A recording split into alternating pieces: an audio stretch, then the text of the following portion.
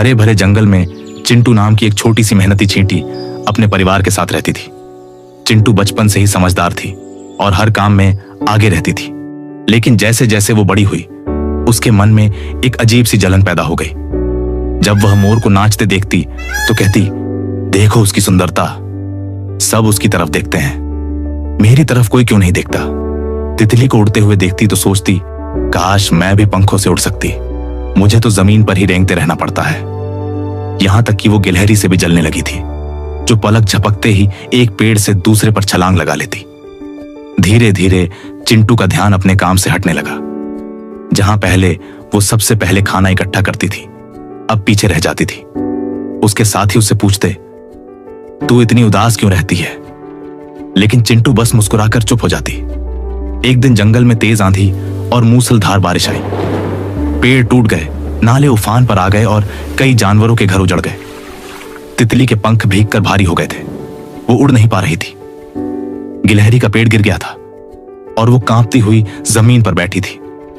मोर की रंगीन पूंछ गीली हो चुकी थी और वो अपने पंख भी नहीं फैला पा रहा था। जंगल में हाहाकार मच गया, लेकिन चींटियों की कॉलोनी पूरी तरह सुरक्षित थी। उन्होंने गहरी जमीन में सुरंगें बनाकर अपना घर मजबूत बना रखा था। चिंटू ने जब यह हाल देखा तो उसके भीतर कुछ टूट गया। वो सोचने लगी, मैं जिनसे जलती रही, आज वो सब मुसीबत में है, क्या मैं कुछ कर सकती हूं? फिर उसने एक निर्णय लिया। चिंटू ने तुरंत अपनी कॉलोनी की सभी चींटियों को इकट्ठा किया और बोली, हमें दूसरों की मदद करनी चाहिए। अगर हम मिलकर कोशिश करें तो सबको बचा सकते हैं। सैकड़ों चींटियां पंक्तिबद्ध होकर निकल पड़ी। कुछ तितली को पीठ पर उठाकर सुरक्षित जगह तक ले गई, कुछ गिलहरी के लिए पत्तों का बिस्तर बनाने लगी और कुछ मोर के पंखों से पानी साफ करने लगी। जंगल के जानवर यह देखकर हैरान थे कि इतनी छोटी जीव भी इतने बड़े दिल की मालिक हो सकती है। जब बारिश थमी और सूरज निकला तो तितली, मोर और गिलहरी सबने चिंटू का धन्यवाद किया।